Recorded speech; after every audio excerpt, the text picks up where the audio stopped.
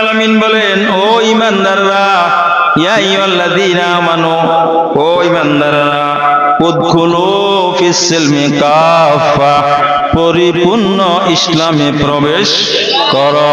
ওয়ালা তাত্তাবিউ খুতুওয়াতিশ শাইতান, আর শয়তানের পদাঙ্ক অনুসরণ করিও না।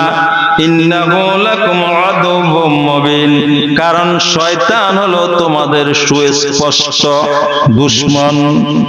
শয়তান আমাদের কি? শয়তান দেখছেন নি কত? দেখেন নাই? মানুষ শয়তান, আল্লাহ হেফাজত করে। শয়তান কেন শয়তান হইল? সে আগুনের তৈরি, জিনের ভিতরে ছিল, কিন্তু এত বেশি আমল করছে, আল্লাহকে এত বেশি সিজদা করছে, তার আমলের জ্ঞানের কারণে আল্লাহ রাব্বুল আলামিন তাকে ফেরেশতার মর্যাদা দিয়েছে। শুধুমাত্র অহংকার করার কারণে আল্লাহ রাব্বুল আলামিন এই জমিনে প্রতিনিধি সৃষ্টি করার সিদ্ধান্ত গ্রহণ করেছেন। ইন্নী জাইলুন ফিল আরদি খলিফা, হে ফেরেশতারা, আমি আমার জমিনে চাষাবাদ করব, আমার প্রতিনিধি সৃষ্টি করব, যারা আমার দ্বীন প্রচার করবে, আমাকে সিজদা করবে, তাদের সমাজ চালাবে আমার কোরআন দিয়া, তাদের শিক্ষা ব্যবস্থা চলবে আমার কোরআন দিয়া, যাদের অর্থ ব্যবস্থা চলবে আমার কোরআন দিয়া, আমার বিধান দিয়া, যাদের রাষ্ট্র চলবে, বিচার ব্যবস্থা চলবে, সব ব্যবস্থা চলবে আমার বিধান দিয়া। তারা আমার প্রতিনিধি, আমি আমার প্রতিনিধি তৈরি করব। প্রতিনিধি তৈরি হলো, প্রতিনিধিকে শ্রেষ্ঠ হিসেবে ঘোষণা করার জন্য আল্লাহ রাব্বুল আলামিন সমস্ত ফেরেশতাদেরকে বললেন, আমার আদমকে সিজদা করো। সকল ফেরেশতারা সিজদা করলেন, শুধু আজাজিল সিজদা করলেন না। বলেন না, আমি সিজদা করব না। কেন? আমি কেন করব? তাকে বানিয়েছেন সূরা আরাফের ভিতরে আছে, খালাকতানি মিন নার ওয়া খালাকতাহু মিন তিন, আমাকে আপনি তৈরি করেছেন আগুন দিয়া, আর মানুষকে তৈরি করেছেন আপনি মাটি দিয়া, সুতরাং এই মাটির তৈরি আদমকে আমি সিজদা করব না। কার হুকুম লঙ্ঘন করছে? আরো জোরে বলেন, কার আইন লঙ্ঘন করছে? হাজার হাজার বছর ইবাদত করলো, শুধুমাত্র একটা আইন অমান্য করার কারণে এই শয়তান আজাজিল হয়ে গেল শয়তান, তার উপরে লানতের নির্দেশ জারি হলো, লাহানতের তকবা গলায় পরানো হলো, আর আল্লাহ তাকে তাড়িয়ে দিলেন। সে শয়তান হয়ে গেল, লানত হয়ে গেল, তার উপরে আল্লাহর গজব নাজিল হলো। ও আল্লাহর গোলামেরা, এইখান থেকে একটু শিখেন, একটা আইন অমান্য করার কারণে যদি এত বিরাট সিদ্ধান্ত আল্লাহ নেই, আমরা যারা দুনিয়াতে আছি, আমরা যদি আইনগুলো, আল্লাহর আইনগুলো অমান্য করি, তাহলে আরো কত বড় সিদ্ধান্ত হবে, ঠিক না বলেন? আর আদমেরও তো সিজদা একটা সিজদা করবে আল্লাহ। কয়টা? একটা সিজদা করে নাই, এই জন্য তার লক্ষ লক্ষ বছরের ইবাদত ধ্বংস, তারপর আল্লাহ লানত। এখন আপনি যে আজকে 5 ওয়াক্ত নামাজ না পড়ে কতগুলো সিজদা লঙ্ঘন করলেন, সুবহানাল্লাহ কইবেন না? 5 ওয়াক্ত নামাজে কয়টা সিজদা? হিসাব করেন না কেন? হিসাব কখনো করছেন? আমরা সুন্নত নফল বাদ দিলাম, 5 ওয়াক্ত নামাজে ফরজ কয় রাকাত? 17 রাকাত। আরগুলো বাদ। শুধু এই 17 রাকাত যদি হিসাব করি, তাহলে ডেইলি একটা লোক যদি 5 ওয়াক্ত নামাজ না পড়ে, তাহলে ডেইলি সে 17টা 36টা সিজদা লঙ্ঘন করে, ঠিক না বলেন?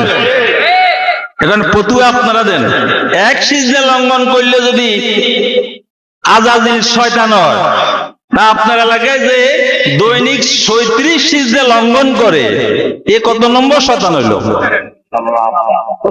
জি বলে হুজুর, যত ওয়াজ করেন সামনে যে আসতেছে বেনামাজিরে দেব, যে নামাজ পড়ে না তার পক্ষে আমরা আছেন, আমরা নামাজ পড়লে কি হবে? ঠিক কিনা বলেন? বেনামাজি, বেনামাজির ব্যাপারে সিদ্ধান্ত হলো তার সাথে সম্বন্ধবাদ করিও না। ভোট তো দূরে থাক, সম্বন্ধবাদ করা যাবে না। বেনামাজির ব্যাপারে কঠিন সিদ্ধান্ত। এখন দৈনিক শুধু 17 রাকাত ফরজের অনুকূলে 34টা সিজদা লঙ্ঘন করলো, এত কত বড় শয়তান! 34 নম্বর না। আমি মাঝে মাঝে এটা এইভাবে বলি, ওই যে বিজ্ঞানের ছাত্ররা আছে না, a into a equal to a square, মানে পাওয়ার যোগ হয় a square into a cube into a to the power 4 into a to the power 5, তাহলে এটারে বলতে হবে শয়তান টু দি পাওয়ার 34। ঠিক না বলেন? এটা তো একদিনের হিসাব। এরপরের দিন যখন তার উপরে নামাজ ফরজ হলো, সেই দিন থেকে হিসাব করেন কত নম্বর শয়তান। আর মাঝে মাঝে এই দেশের মুসলমানদেরকে বুলানোর জন্য টুপিও লাগা। ঠিক না বলেন? একজনকে হুজুর আমি টুপি বিক্রেতা, কোন সময় টুপি বিক্রি হয় বেশি জানেননি? কয় না জানি না। কয় 2 ঈদের বাজারে, আর যখন আঙ্গদেশের সংসদ নির্বাচন আছে তখন টুপি বেশি বেচা হয়। এই সময় টুপি মাথার দেয়, কারণ এই দেশের লোকেরা ইসলাম প্রিয়, টুপি লাগাইলে বলবো যে হ্যাঁ হ্যাঁ তো মুসলমান। ঠিক কিনা বলেন?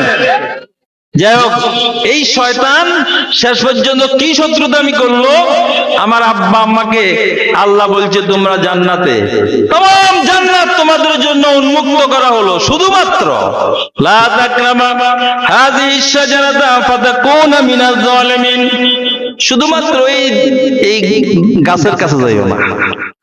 লা তাকরাবা হাযিহি শাজারাতা, দুইজন তো আব্বা আম্মা দুইজন বনদণ্ড বলছে এই গাছের নিকট যাইও না, যদি যাও তাহলে তোমরা বেহেশতে থাকতে পারবে না।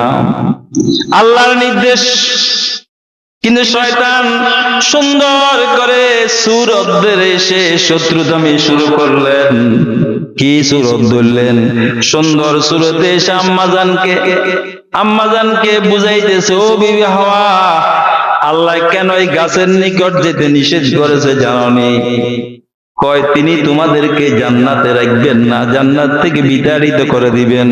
ওই যে গাছ দেখা যায় কোরআন আসছে, এই গাছের নাম হলো শাজারাতুল খুলদ, সব সময়ের গাছ। যেই গাছের ফল একবার খাইবে তাকে আর জান্নাত থেকে বের করতে পারবে না।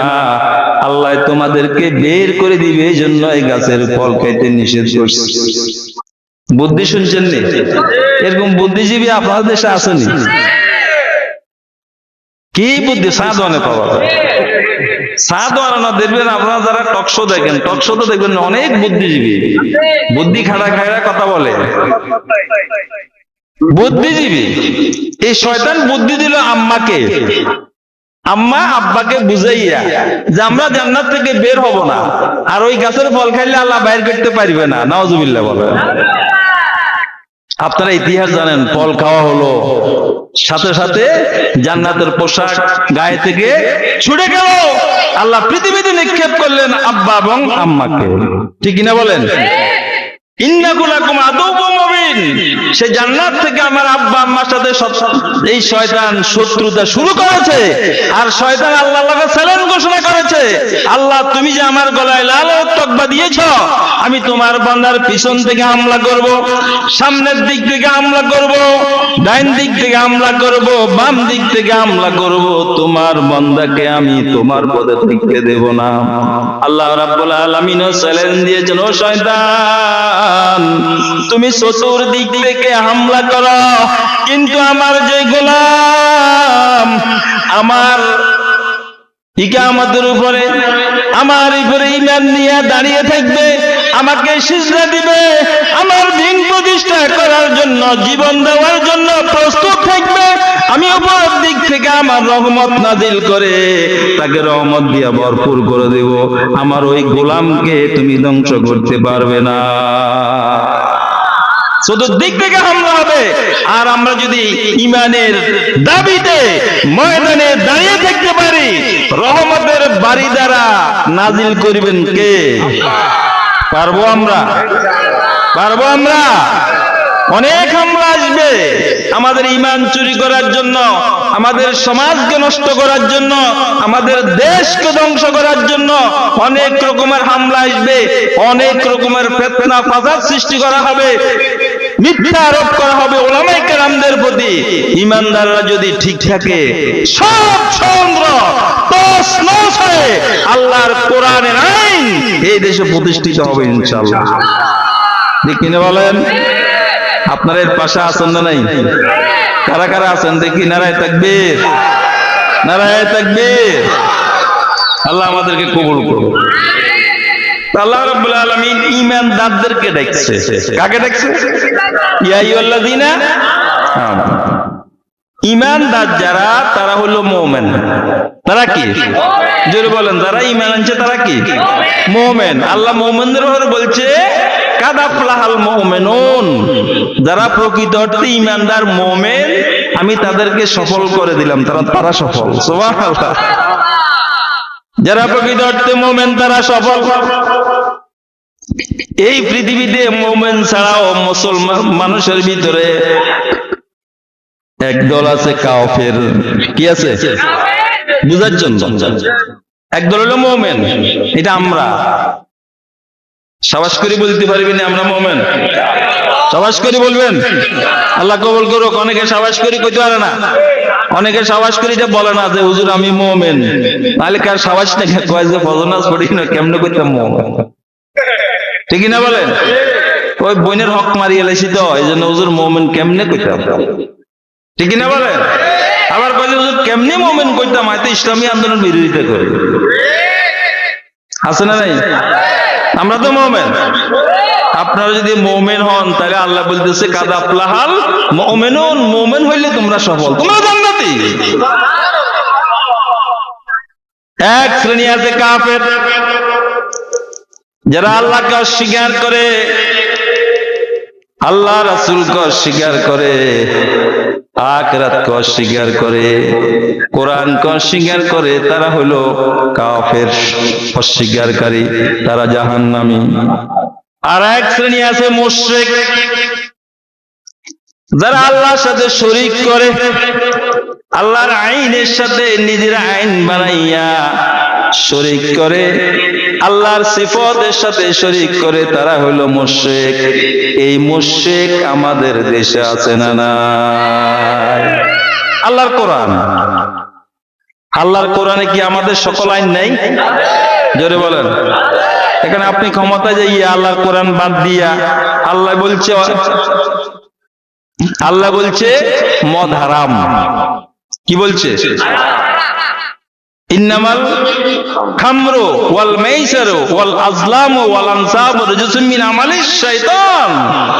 বলছে যে মদ খাওয়াটা এটা কোন মানুষের কাম না, রিজসুম মিন আমালিশ শাইতান, এটা হলো শয়তানের কাজ, মানে হারাম। ফাস্তানিবু, এটা বর্জন করো, মদ বর্জন করো, এটা হলো আল্লাহর আইন। এখন আপনি বিশ্বের সাথে তাল মিলানোর জন্য আপনি দেশে মদের আইন চালু করলেন, মদের ফ্যাক্টরি তৈরি করলেন, তাইলে আল্লাহ আইনের সাথে শরীক হয়েছে না হয় নাই? এখন যেই লোকটা এই মদের আইনটা তৈরি করলো আল্লাহর আইনের পাশাপাশি আল্লাহর আইন বাদ দিয়া, এই যদিও দাঁড়িয়ে আছে টুপি আছে, এলো মুশরিক। আল্লাহর আইন বেদ দিয়া আবার কে এখন মাঝে মাঝে কয় যে আমি শরীয়ত মতে মানিয়ে না।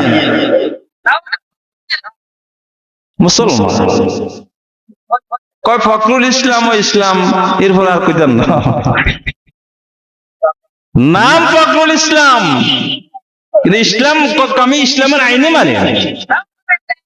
তুই কি আইন মানো? আমরা নিজেরা তো আইন তৈরি করো। তো যারা আল্লাহর আইন মানে না, আল্লাহর আইনের পাশাপাশি নিজের আইন তৈরি করে, এরা কি মুশরিক। আর আল্লাহ মুশরিকের ব্যাপারে সূরা তাওবার ভিতরে বলছে ইন্নামাল মুশরিকুনা নাজাসুন, যারা আমার সাথে শিরিক করে এরা মুশরিক এবং এরা নাফাক। ইন্নামাল মুশরিকুনা নাজাসুন, মুশরিক মানে নাফাক। নাফাক মানে যদিও নেতা হয়, যেহেতু মুশরিক, যেহেতু আল্লাহ বলছে নাফাক, এদের হাতে নেতৃত্ব দিলে এদের ভিতর থেকে দুর্গন্ধ বাড়িব, এদের সাদাবাজি করব, এদের দাঙ্গাবাজি করব, এদের দেশের সম্পদ লুটপাট করে কানাডায় নিয়ে বেগম বাড়ি করব। ঠিক কিনা বলেন? যেহেতু আল্লাহ বলছে মুশরিক মানে নাজাস, নাফাক। এবং কবিরা গুনার ভিতরে আপনারা ওলামা ইকরাম যারা আছেন, একটা হাদিস আছে, হাদিসের ভিতরে কবিরা গুনাহ 60টার কথা বলছে। এখন তো শত শত কবিরা গুনাহ। এক নম্বর হলো আল্লাহর সাথে শিরিক করা, এক নম্বর কবিরা গুনাহ কি? এবং আল্লাহ কোরআন বলছে শিরিক হলো সবচেয়ে বড় জুলুম।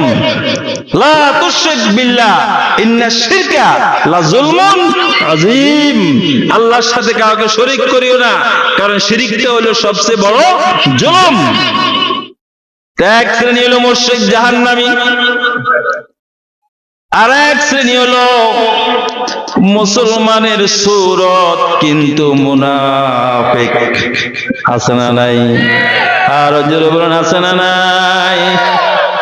যদিও মুসলমানের সূরত করে ইসলামের বিরোধিতা, ইসলাম সম্পর্কে তারা ষড়যন্ত্র করে। মুনাফিকের আলামত হলো মিথ্যা কথা বলে, আমানতের খেয়ানত করে, ওয়াদা খেলাপ করে, পয়সা কথা বলে। এবং কোরআনে অনেকগুলো আয়াত আছে মুনাফিকের উপরে। মুনাফিক হলো সবচেয়ে ইসলামের জন্য ভয়ঙ্কর। আর দেখবেন মুনাফিক কোন কাফের থেকে বাইর হয় না, মুশরিক থেকে বাইর হয় না, খ্রিস্টান থেকে বের হয় না। মুনাফিক হিন্দু থেকে বের হয় না, বৌদ্ধ থেকে বের হয় না। মুনাফিক মুসলমান জাতি থেকে বের হয়। আপনারা ইতিহাস জানেন, আল্লাহ রাসূলের পিছে দাঁড়াইয়া নামাজ পড়তো, লম্বা পাগড়ি ছিল, লম্বা জুব্বা ছিল, এবং রাসূল বরাবর পিছনে দাঁড়াইয়া নামাজ পড়তো আব্দুল্লাহ ইবনে উবাই ইবনে সুলুল। শেষ পর্যন্ত আল্লাহ রাসূল বলছে এত হলো তাম পৃথিবীর কিয়ামত পর্যন্ত মুনাফিকের সর্দার। কেন বলছে? সে রাসূলের পিছনে নামাজ পড়তো, আর রাসূল ইসলামের জন্য যত সলা পরামর্শ করতো, সব নিয়ম কানুন সলা পরামর্শ গুলো মক্কার কাফের মুশরিকদের কাছে পৌঁছাইয়া দিত। ঠিক কিনা বলেন? এখন আমাদের দেশের কিছু মুনাফিক আছে যারা থাকে বাংলাদেশে, নেতাগিরি বাংলাদেশে, কিন্তু কথা মানে ভারতের রয়ের। ঠিক কিনা বলেন? ভারতের ফ্যাসিস্টের মতো চলে। নাউজুবিল্লাহ, জোরে বলেন নাউজুবিল্লাহ। এই মুনাফিক যারা, এদের ব্যাপারে আল্লাহ সতর্ক করেছে, ও মুসলমানরা, ও আমার গোলামেরা শুনো, মুনাফিকুল ইসলামের জন্য, আমার দ্বীনের জন্য সবচেয়ে বেশি ভয়ঙ্কর। এই জন্য এদের ব্যাপারে আল্লাহ ঘোষণা করছে ইন্নাল মুনাফিকিনা ফিদ দারকিল আসফালে মিনান নার। মুনাফিকের শাস্তি আসফালে মিনান নার, জাহান্নামের একবারে তলদেশে তাদের শাস্তি দেওয়া হবে। আল্লাহ রাসূল বলছেন এই পৃথিবীতে খোদাই দাবি করেছে ফেরাউন, খোদাই দাবি করেছে নমরুদ। এই নমরুদ ফেরাউনের যত শাস্তি না হবে, যারা মুসলমানের সুরত ধরিয়া ইসলামের বিরুদ্ধে ষড়যন্ত্র করে মুনাফিকি করেছে, এদের শাস্তি আরো ভয়ঙ্কর হবে। এই মুনাফিকি থেকে আমাদেরকে বাঁচতে হবে। আল্লাহ তৌফিক দান করুন। আমি যে ওয়াজ করছি আপনাদের জন্য না, আমাদের ওইদিকে আছে এরকম কিছু লোক, এই জন্য বললাম আর কি। এই দেশে নাই। আল্লাহ হেফাজত করুন। আমরা কাফেরও নয়, আল্লাহ আমাদেরকে হেফাজত করছে। আমরা মুশরিকও নয়, আমরা আল্লাহর আইন ছাড়া আর কিছু মানি না। ঠিক কিনা বলেন? আমরা আল্লাহর সাথে কিছুকে শরীক করতে। একটা ভালো খবর দিই আপনাদের। কিয়ামতের ময়দানে যখন বিচার কার্য শেষ হবে, কিছু আল্লাহর গোলাম জাহান্নামে যাওয়ার নির্দেশনা জারি হয়ে গেছে, যাও তুমি জাহান্নামে। কিন্তু আল্লাহর গোলাম বারবার পিছনের দিকে তাকাবে, রহমতাল লিল আলামিন, দেখি না একটু রহমত হয় কিনা, একটু রহমতের জোশ মারে কিনা, আমার উপর থেকে জাহান্নামের অর্ডিন্যান্স তুলে নেই কিনা। বারবার যখন তাকাবে, তখন আল্লাহ রাব্বুল আলামিন বলবেন, ও ফেরেশতা যাও যাও, আমার এই বান্দা আমার দিকে বারবার তাকায়, তার আমলনামাটা একটু দেখো, যত গুনাহে থাকুক শুধু দেখো গুনার ভিতরে শিরিক নাই। যদি তার আমলনামাটা গুনাহ আছে অনেক, কিন্তু শিরিকের কোনো গুনাহ নাই, তার আমলনামাটা যদি শিরিক মুক্ত আমলনামা হয়, তাহলে আমার ওই বান্দারে ডেকে আমার জান্নাতে ঢুকাইয়া দাও। যদি আমলনামার ভিতরে শিরিক থাকে, তাহলে পিছনে যত টাকা নিয়ে হবে কোনো লাভ হবে না। আল্লাহ শিরিকের গুনাহকে সহ্য করে কখনো এই দুনিয়াতে জীবিত থাকা অবস্থা যদি তওবা করে মাপ নেওয়ালা না যায়, তাহলে তার কোনো উপায় নাই। আল্লাহ আমাদেরকে শিরকিয়াত থেকে বাঁচাইছেন। আমরা মুনাফিক নয়, কাফের নয়, আমরা মুমিন। এই মুমিনদেরকে বলছে উদখুলু ফিস সিলমি কাফা, ও মুমিনেরা পরিপূর্ণ ইসলামে প্রবেশ করো। সুবহানাল্লাহ। উদখুলু, উলামায়ে কেরাম বসা উদখুলু, এই শব্দটা আমাদের আরবি গ্রামারে যদি আপনি দেখবেন এটা হলো জমজাক্কার হাজের আমরা হাজের মারুফের শব্দ। হুকুম করা হয়েছে, নির্দেশ দেওয়া হয়েছে, ঢুকো, প্রবেশ করো। তুমি যেহেতু ঈমানদার, সুতরাং পরিপূর্ণভাবে তোমার পারিবারিক জীবন ঢুকাও, তোমার সামাজিক জীবন ইসলামের ভিতরে ঢুকাও, তোমার অর্থনীতি জীবন ইসলামের ভিতরে ঢুকাও, তোমার শিক্ষা জীবন ইসলামের ভিতরে ঢুকাও, তোমার বিচার ব্যবস্থা ইসলামের ভিতরে ঢুকাও, তোমার রাষ্ট্রকে ইসলামের অধীনে নাও। উদখুলু ফিস সিলমি কাফা, যেহেতু তুমি ঈমানদার, তুমি যেহেতু মুমিনের দাবি করো, তোমার জীবনের সকল কাজ তুমি ইসলামে প্রবেশ করাও। এখন আমরা ইসলামের কিছু কিছু মানি, আবার কিছু কিছু। ইসলামটা কি? এই যে ইসলামে পরিপূর্ণ প্রবেশ করতে বলছে, ইসলামটা কি? আল্লাহ রাব্বুল আলামিন বলেন, ইন্নাদ-দীনা ইনদাল্লাহিল ইসলাম, ইসলামটা হলো আমি আল্লাহর পক্ষ থেকে মনোনীত জীবন ব্যবস্থা। ইসলাম একটা জীবন ব্যবস্থা। মুমিনের জীবনের সকল ক্ষেত্রে কিভাবে পরিচালিত হবে, ইসলাম হলো সেই জীবন ব্যবস্থা। আমরা এখন থেকে অনেক বছর আগে ইসলামকে শুধু ধর্ম বলে এটাকে আলাদা করছি, যে শুধু এটা মসজিদে নামাজের ভিতরে থাক, আর রোজা আসলে রোজার ভিতরে থাক। আমাদের জীবনের বাকি একটা রাষ্ট্র পর্যন্ত যত কাজ আছে, এটা মুশরিকেরা মুনাফিকেরা চালাইবো, তাদের আইন দিয়ে চলবে, আমরা এটাকে সমর্থন করব। এই ছিল আজকে আমাদের দেশের অবস্থা, ঠিক কিনা বলেন? অথচ আল্লাহ বলতেছে, ইন্নাদ-দীনা ইনদাল্লাহিল ইসলাম, আমি তোমাকে যে ইসলামে প্রবেশ করার জন্য বলছি, সেটা আমার পক্ষ থেকে তোমার জন্য পরিপূর্ণ জীবন ব্যবস্থা, এটা আমি তোমার জন্য মনোনীত করেছি। সুবহানাল্লাহ বলেন। সূরা মায়েদার 3 নম্বর আয়াতে আল্লাহ বলেন, আল-ইয়াওমা আকমালতু লাকুম দীনাকুম ওয়া আতমামতু আলাইকুম নি'মাতি ওয়া রাদিতু লাকুমুল ইসলাম দীনা। আল্লাহু আকবার বলেন। বিদায় হজের ভাষণের দিন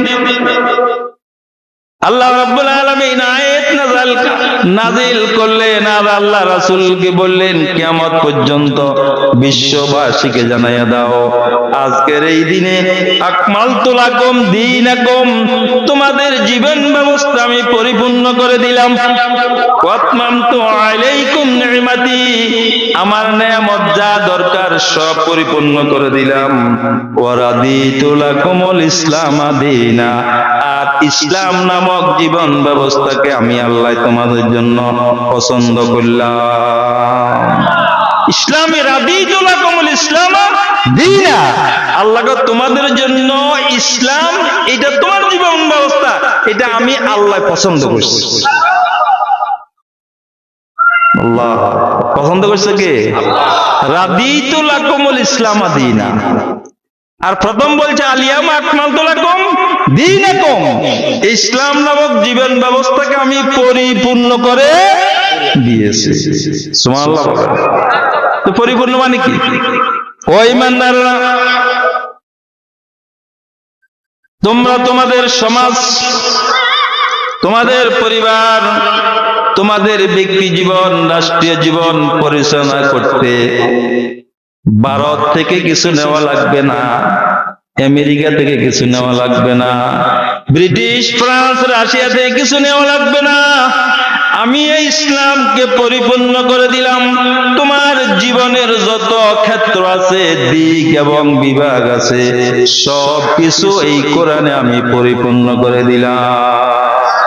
তিবিয়ানাল লিকুল্লি শাই, আল্লাহ বান্দা, তোমার জীবনের কোন ক্ষেত্রে কোন বিধান তুমি আমল করবা, পালন করবা, এটা আমি খুলে খুলে আমার কোরআনে বর্ণনা করেছি।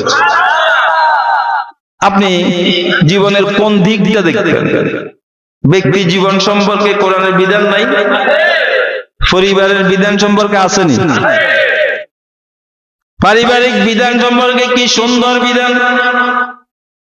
স্বামী স্ত্রীর ভালোবাসার বিধান, ছেলে এবং মেয়ের শ্রদ্ধা এবং মহব্বতের বিধান কে দিলেন? মক্কা মেয়ে সন্তান জন্মগ্রহণ করলে ভুইয়া বংশ, পাটারি বংশ, মিয়া বংশ, তাদের ইজ্জত নষ্ট হয়ে যাবে। এই জন্য তারা জীবন্ত মেয়েকে গর্তের ভিতরে পুঁতে ফেলতে, গর্তের ভিতরে পুঁতে ফেলতেন। ইসলাম এই মেয়েদেরকে মর্যাদা দিলেন, ওই হত্যা থেকে রক্ষা করলেন।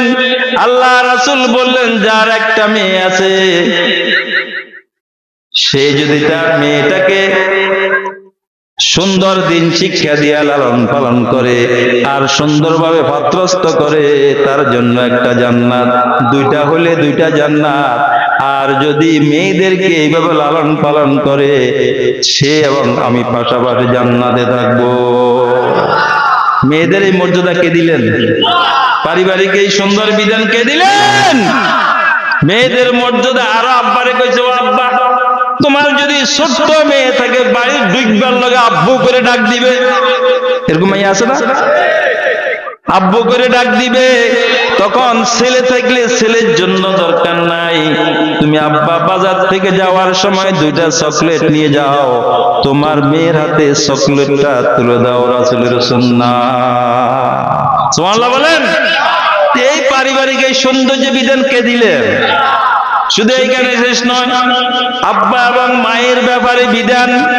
আল্লাহ রাব্বুল আলামিন বলেন, ওয়া কাযা রাব্বুকা আল্লা তা'বুদু ইল্লা ইয়্যাহু ওয়া বিল ওয়ালিদাইনি ইহসানা ইম্মা ইয়াবলুগান্না ইনদাকাল কিবারা আহাদুহুমা আও কিলাহুমা ফালা তাকুল লাহুমা উফফিন ওয়ালা তানহারহুমা وَقُلْ لَهُمَا قَوْلًا كَرِيمًا وَاخْفِضْ لَهُمَا جَنَاحَ الذُّلِّ مِنَ الرَّحْمَةِ وَقُلْ رَبِّ ارْحَمْهُمَا كَمَا رَبَّيَانِي صَغِيرًا।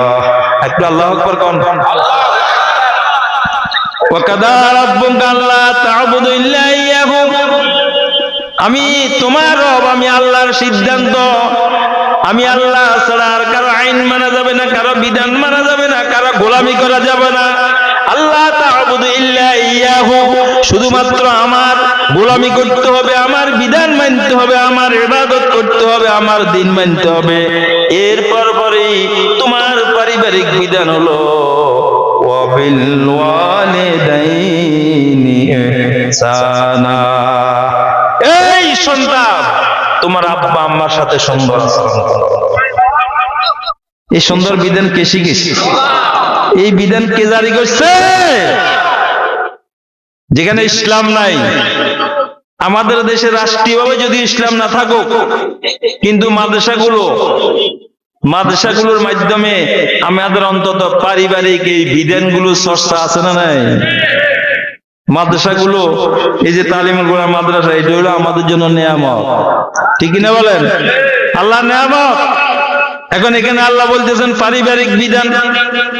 ও সন্তান, তোমার আব্বা আম্মার খেদমত করো, আব্বা আম্মার সাথে সুন্দর ব্যবহার করো।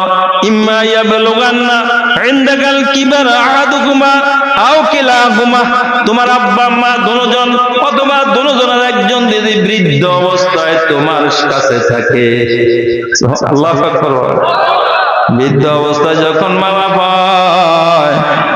ছোট ছেলের মতো হয়ে যায়, অনেক আজিজি ইনকিসারি করে। আমার এক বোনের বয়স প্রায় 75 বছর বয়স। বললেন, ভাই, বড় ছেলের বড় বউ শুধু আমাকে ধমকাইয়া কথা বলে। ধমকাইলে বড় ছেলে হলো সবচেয়ে আদরের জিনিস। এই আদরের জিনিসের বউ যখন ধমকাইয়া কথা বলে, তখন চোখের পানি জড়ায়ে পড়ে। ও সন্তানেরা, তোমার ধমকের কারণে, তোমার মনে কথার কষ্টের কারণে কোন মায়ের চোখ থেকে যদি পানি বের হয়ে যায়, আল্লাহ নিষেধ করেছে, ফালা তাকুল্লাহুমা ওয়ালা তানহারহুমা। ও সন্তান, মা বাবাকে এমন শব্দ ব্যবহার করা যাবে না যে শব্দ ব্যবহার করলে তোমার মা মনের কষ্টে ও শব্দ ব্যবহার করে। ওয়ালা তানহারহুমা, মাকে বাবাকে ধমকাইয়া কথা বলা যাবে না, ধমক দেওয়া যাবে না। সুবহানাল্লাহ। এটা কার নির্দেশ? এই বিধান কার? আল্লাহ সন্তানদেরকে বলছে, মা বাবার সাথে ধমকাইয়া কথা বলা যাবে না, এমন কথা বলা যাবে না যে কথা বললে মায়ের কলিজা আঘাত লাগে। এরকম কাজও এই দেশে আছে না নাই? সোশ্যাল মিডিয়াতে মেলা খারাপ খারাপ জিনিস আছে। মাঝে মাঝে এদিন একটা দেখলাম, ছেলে মায়ের সাথে সাথে ছেলের বউ কি কথা বললো, বলার সাথে সাথে ছেলে আব্বার উপর আঘাত করা শুরু করলো। দেখলাম একটা অন্তত 80 বছরের উপরে বয়স, ও মাগো করেছিলেন। আল্লাহ আল্লাহ আল্লাহ, এ রক্ষা নাই। আল্লাহ রাসূল বলছে যে মা এবং বাপের উপরে কষ্ট দে, মা বাপ মনে কষ্ট নে, এই বদমাশ, তোরে আখিরাতে তো আমি শাস্তি দেবই, পৃথিবীতেও মানুষের সামনে তোকে আমি অপমান করে ছাড়বো, অপমান করে ছাড়বো যারা মা বাপের সাথে বেয়াদবি করে। এই বিধান কার? ফালা তাকুল্লাহুমা ওয়ালা তানহারহুমা। এরপরে ওয়াতাকুল্লাহুমা কাওলান কারীমা, মা বাপের সাথে সুন্দর সুন্দর আচরণ করো। ওয়াকফিদ লাহুমা জানাহাল যুল্লি মিনার রাহমা। ও সন্তান, তোমার সকল সহায়তা, সাহায্য, তোমার সব কিছু তোমার মায়ের জন্য খুলে দাও, তোমার বাবার জন্য খুলে দাও। এরপরে মা বাবার জন্য দোয়া করো, ওয়াকুর রাব্বিরহামহুমা কামা রাব্বায়ানি সগীরা। আল্লাহু আকবার। হে আল্লাহ, আমার আব্বা আম্মা আমাকে একবারে ছোট অবস্থায় যেইভাবে আদর করেছে, আমাকে যেইভাবে মহব্বত করেছে, আমাকে আলগে রেখেছে, আল্লাহ তুমি আমার আব্বা আম্মাকে কবরে আল্লাহ সেরকম ভাবে আদর মহব্বত করো। সন্তান যদি আব্বা আমার জন্য দোয়া করে, কবুল করবেন কে? এই বিধান কার? এটা পারিবারিক বিধান। এই বিধান পৃথিবীর আর কোথাও পাওয়া যাবে। আপনি ওই যে খ্রিস্টানের দেশ অনেক উন্নত, ওই দেশে পারিবারিক কোন স্ট্রাকচার পাবেন না। এতে অনেক সন্তান আছে তার মা তার প্রকৃত মাকে সেইটাও চিনে না, ঠিক কিনা বলেন? প্রকৃত মা বাবাকে এটাও অনেকে চিনে না। এটা শুধু ইসলাম যেখানে প্রতিষ্ঠিত, যারা ইসলাম মেনে চলে, এখানে সুন্দর পরিবেশ। সুবহানাল্লাহ। সন্তানদেরকে বলবো তোমার মনের কষ্ট তোমার মা বিশেষ করে মা সবচেয়ে বেশি কষ্ট কার? জোরে বলেন। মার মনে কষ্ট দিও না, মার মনে কষ্ট দেওয়া যাবে না। হাদিস শরীফে আসছে, আল্লাহ রাসূলের একজন সাহাবী বললেন, ইয়া রাসূলুল্লাহ, আমি আমার মায়ের হক আদায় করতে চাই। আল্লাহ রাসূল বললেন, আদায় করো, তবে মনে রেখো তুমি যেই দিন দুনিয়াতে আসছিলা, আসার সময় দুনিয়াতে বের হওয়ার জন্য মায়ের পেট থেকে আল্লাহর নির্দেশে তোমার দুইটা পাকে একসাথ করে তোমার মায়ের কলিজার উপরে একটা আঘাত মারছিলা, লাথি মারছিলা। তোমার ওই আঘাত লাথি খাইয়া তোমার মা বেহুশ হয়ে গিয়েছিল, তোমার মা আকাশ ফাটা চিৎকার করেছিল, তোমার মা রক্তাক্ত হয়ে গিয়েছিল। কিয়ামত পর্যন্ত যদি তুমি হক আদায় করতে থাকো, শুধু যেদিন দুনিয়াতে আসছিলা তোমার মায়ের কলিজায় জোড়া লাথি মারছিলা, শুধু ওই লাথির হক তুমি কিয়ামত পর্যন্ত আদায় করতে পারবে না। রাসূল আর অ্যাডভান্স করে বলছেন, তোমার মায়ের স্তনে 32টা স্তনের, 2 স্তনের 32টা ছিদ্র। তুমি দুনিয়াতে আসার আগে আল্লাহ রাব্বুল আলামিন তোমার মায়ের স্তনে তোমাকে পৃথিবীতে আসার পরে সর্বপ্রথম কোন জিনিস পান করলে তুমি সুস্থ থাকবা, তোমার এই মায়ের স্তনে আল্লাহ রিজার্ভ করে রেখেছেন। তুমি দুনিয়া আসার পরে সর্বপ্রথম মায়ের যে স্তনটা তুমি খাইয়া জীবন ধারণ করলে আল্লাহ তোমাকে বাঁচাইছে।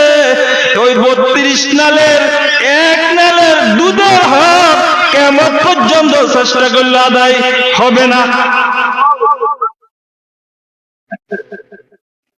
হুজুর আসে আতে হুজুর লেনা হবে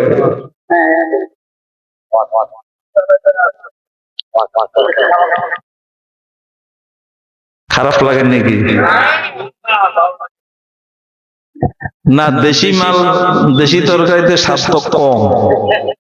এই যে মানা শহীদুল ইসলাম সাহেব এদিন কয় যে আমরা একজন জিজ্ঞেস করি এবার মাহফিল কোনায় কোনায় আছে, এদিন আরো কয় যে ব্রাহ্মণবাড়িয়া।